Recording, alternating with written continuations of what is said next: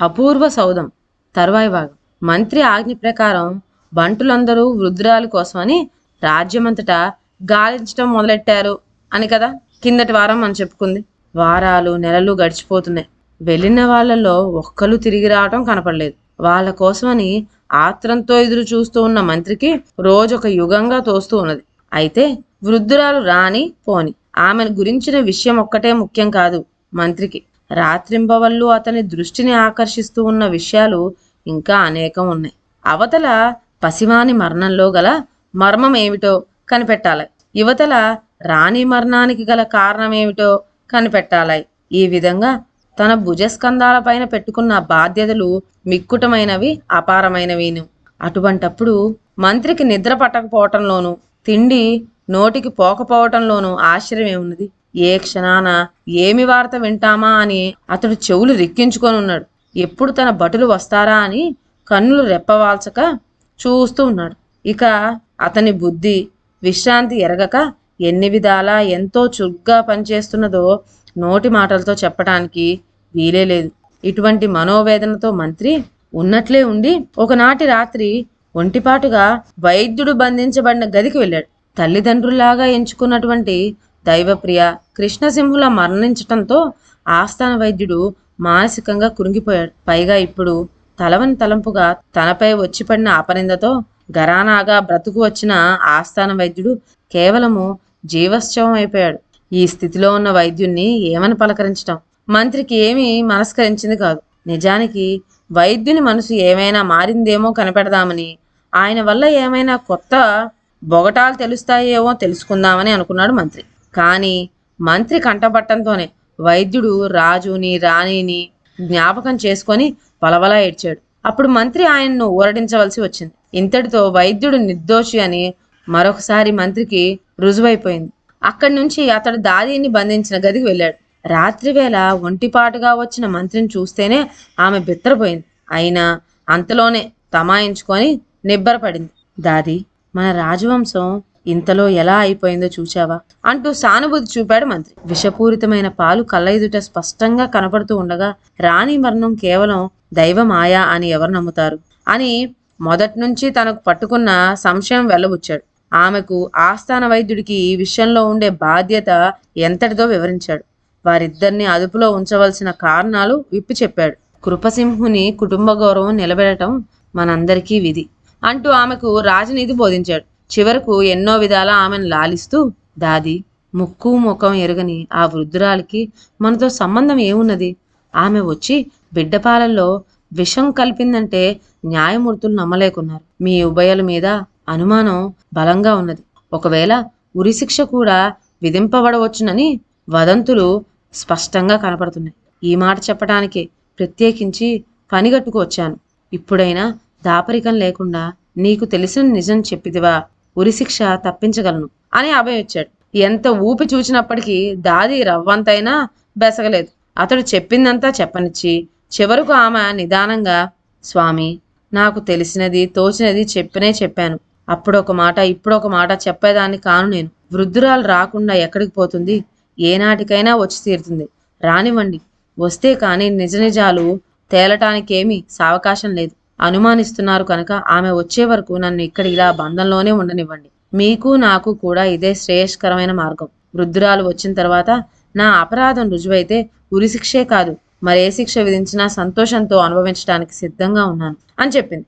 దాది చెప్పిన మాటలు ఎంతో సబబుగా నలుగురు హర్షించేటట్టుగా ఉన్నాయి కనుక మంత్రి మారు చెప్పటానికి అవకాశం ఏమీ చిక్కలేదు. అందుకని చక్కా వచ్చేశాడు. ఆ మర్నాడే మంత్రి శక్తిసింహుని వద్దకు వెళ్ళి, ప్రభు, ఒక చిన్న విషయం మనవి చేద్దామని వచ్చాను. చూడండి, అక్కగారి ఆకస్మిక మరణానికి వృద్ధురాలే కారకురాలై ఉంటుందని అందరము ఏకీభవించాము. అప్పట్లో అనుమానితులైన వైద్యుణ్ణి దాదీని నిజం వెల్లడయ్యే వరకు బంధంలో ఉంచటం అవసరమని అలా చేశాం. ఇప్పటికీ 6 ఏళ్లు గడిచినాయి. ఆ వృద్ధురాలు వచ్చే జాడ కనిపించలేదు. ఆఖరు ప్రయత్నంగా నేను గత రాత్రి దాదీని వైద్యుణ్ణి కలుసుకున్నాను. నిజం వెల్లడించని పక్షంలో ఉరిశిక్ష విధించబోతారని కూడా బెదిరించి చూచాను. అయినప్పటికీ ఏమీ ప్రయోజనం లేకపోయింది. అంతేకాదు వాళ్ళిద్దరూ నిర్దోషులని నాకు పూర్తిగా నమ్మకం చిక్కింది. అందుచేత ఆ నిరపరాధుల్ని ఇంక బంధంలో ఉంచడం న్యాయంగా తోచడం లేదు. ఈ విషయంలో దైవర అభిప్రాయం అని ఇంకా ఏమో చెప్పచొచ్చాడు. శక్తిసింహుడు అడ్డు తగిలి, మంత్రి, నేను ఇందుని గురించి ఆలోచిస్తున్నాను. ఇంతలో నీవే వచ్చావు. తరతరాలుగా మన ఆస్థానంలో కనిపెట్టుకొని ఉన్నవాడు వైద్యుడు. పాపం అమాయకుడు. ఆయన వల్ల ద్రోహం జరిగి ఉంటుందని నేను అనుకోను. పోతే దాది నా మేనల్లుణ్ణి కడుపులో పెట్టుకు పెంచింది. ఆమెను మాత్రం ఎలా అనుమానించటం? కనుక నీ సలహా ప్రకారం వాళ్ళిద్దరినీ ఇప్పుడే విడుదల చేయిద్దాం అన్నాడు. ఆ ఆజ్ఞ తీసుకొని మంత్రి సరాసరి దాది వైద్యుడు ఉన్న చోటికి వెళ్ళాడు. వాళ్ళిద్దరినీ విడుదల చేయించి వేశాడు. దాది ఎక్కడ నిజం బయట పెడుతుందో, ఏమి కొంప మునుగుతుందో అని ఇంతకాలంగా లోపల హడలిపోతూ ఉన్న శక్తిసింహుడు అదృష్టవశాత్తు ఇలా కలిసి వచ్చేసరికి ఉప్పొంగిపోయాడు. ఇక బ్రహ్మ రుద్రులు కూడా తను చేసిన మోసం గ్రహించలేరు కదా అని ఎంతో స్థిమితపడ్డాడు. అయితే కపటమైన ఈ మనస్థిమితం ఎంతకాలం నిలుస్తుంది? సంసారంలో అతనికి అంతులేని కష్టాలు దాపరించాయి. వాటిని నివారించుకునేటందుకే అతడు పడ్డ పాట్లు బ్రహ్మకే తెలియాలి. ఒక్కొక్క కష్టము వంట పట్టంతో అతనికి గుండె నిబ్బరం సడలిపోసాగింది. గండాలు గడిచి కష్టాలు గట్టెక్కటానికని ఎవరేమి చెప్తే దానినల్లా చేస్తూ వచ్చాడు. కష్టాలకు లొంగిపోయిన ప్రాణి ఇలా చేయటంలో ఆశ్చర్యమేమున్నది? దేవుడు లేడు, దయ్యము లేదు అని మొరాయించు తిరిగే శక్తిసింహుని మనస్తత్వం ఇప్పుడు అతి చిత్రంగా మారిపోయింది. కాస్త గడ్డం పెంచుకొని కాషాయ గుడ్డ కట్టి కమండలం చేత పట్టిన వాళ్ళ కనిపిస్తే చాలు వాణ్ణి ఆశ్రయించి తరుణోపాయం సెలవీయమంటూ అదొక విధమైన పిచ్చి దూరంలో ప్రాధాయపడుతూ వచ్చాడు. ఏ పుట్టలో ఏ పామున్నదో, ఏ మాత్యునులో ఏ మహిమ ఉన్నదో అనే గుడ్డి నమ్మకంతో అతడు తోవన పోయే సాధువులందరినీ పిలిచి వారి వల్ల జ్ఞానబోధలు వింటూ ఉండేవాడు. తను పుణ్యం కొద్దీ ఏ మహానుభావుడైనా వస్తాడా, మనశ్శాంతి కలిగిస్తాడా అని అనుక్షణం అలా నిరీక్షిస్తూనే ఉండేవాడు. ఇలా తప్పించుకుపోతూ ఉన్న శక్తిసింహుడి భవనానికి ఒకనాటి ఉదయం ఒకానొక యోగి పొంగువుడు ఇచ్చేశాడు. కాపలా వాళ్ళనైనా లెక్క పెట్టకుండా చరచరమంటూ భవనంలోకి పోయాడు. అయితే కాపలా వాళ్ళు అడ్డుకున్నారు. కానీ అంతలోనే అదృష్టవశాత్తు శక్తిసింహుడు ఆ ఛాయలోకి రావటం తటస్థించింది. అతడే స్వయంగా ఆ యోగి పొంగువుని తనతో కూడా భవనంలోకి తీసుకుపోయాడు. ఈ యోగేశ్వరుని వేషభాషలు అసామాన్యంగా కనపడినాయి. చూడగా ఇంతవరకు వచ్చిన యోగీశ్వరులందరూ ఒక ఎత్తు, ఇప్పుడు దర్శనమిచ్చిన ఈ మహానుభావుడి ఒక్కడు ఒక ఎత్తు అనిపించింది శక్తిసింహుడికి. ఏమంటే ఇంతవరకు వచ్చిపోయిన సాధువులందరూ తన జీవిత విశేషాల్లో ఒక్కటైనా తప్పిపోకుండా చెప్పలేకపోయారు. కానీ ఇప్పుడు మహానుభావుడు ఎంతటి వాడో కాని పలికిన పలుకులన్నీ ఆనిముత్యాలే. మచ్చుకనైనా ఒక్క తప్పు కనిపించలేదు. శక్తిసింహుడి చరిత్రంతా పుస్తకంలో పత్రాలు తిరిగి వేసినట్లు గబగబా చెప్పుకుంటూ పోయాడు యోగి పొంగుడు. తన్మయుడైపోయాడు శక్తిసింహుడు. అతడి మనసులోని వాంఛలన్నీ ఏకురు పెట్టాడు యతీశ్వరుడు. కుటుంబంలో కలిగిన కష్టాలన్నింటినీ పూసగుచ్చినట్లు వెల్లడించాడు. తన జీవితంలోని ఒక్కొక్క అంశము చెబుతూ ఉంటే శక్తిసింహుడి శరీరం కంపించుకుపోయింది. ఇంతకాలంగా బ్రహ్మకు కూడా తెలియనీయకుండా దాచిపెట్టుకోగలిగానని అనుకున్న శక్తిసింహుడు తన గుట్లు అన్ని యతీశ్వరుడు వెళ్ళబొచ్చడంతో నిశ్చేష్టుడైపోయాడు. ఈ యతీశ్వరుడు తన తపోఫలం కొద్దీ ప్రత్యక్షమైన దైవంలాగా కనిపించాడు.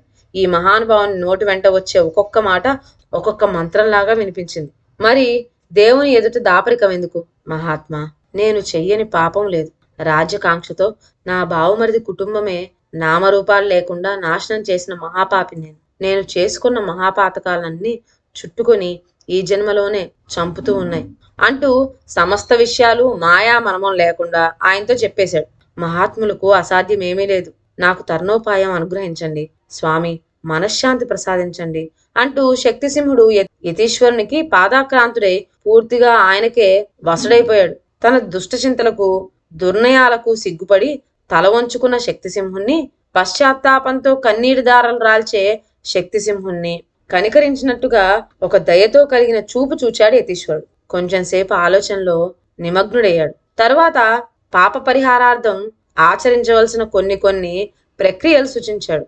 ఇలా చేస్తే మేలు కలుగుతుందని చెప్పి దీవించాడు. ఆ రోజుకు ఉండిపోమని శక్తిసింహుడు ఎంతగానో బ్రతిమిలాడాడు. కానీ యతీశ్వరుడు మరొకప్పుడు మళ్ళీ దర్శనమిస్తాను. లోకహితం కోసం సంచారం చేయవలసిన విధి మాది. ఒక చోటనే ఇంతకాలం ఉండటం సబబు కాదు అని చెప్పి గెడ్డం సవరించుకుంటూ వేగిరిపాటుతో లేచాడు. సంపూర్ణమైన భక్తి విశ్వాసాలతో శక్తిసింహుడు ఆ మహానుభావుణ్ణి కోటి ద్వారం వరకు స్వయంగా సాగరంపి ఆయన వద్ద సెలవు తీసుకున్నాడు. తొందరగా పోతూ ఉన్న యతీశ్వరునికి టకీమని గుమ్మం తగిలింది. తడబడ్డాడు. ఆ తడబాటుతో ఆయన మెలనున్న బాగు కింద పడింది. అది పడిపోవడం గ్రహించాడు ఆయన. అయితే ఒక్క క్షణమైనా జాగు చేయక ఆయన వెనుతిరిగి చూడకుండా అక్కడి నుంచి చర్చరా తన దారిన తను వెళ్ళిపోయాడు.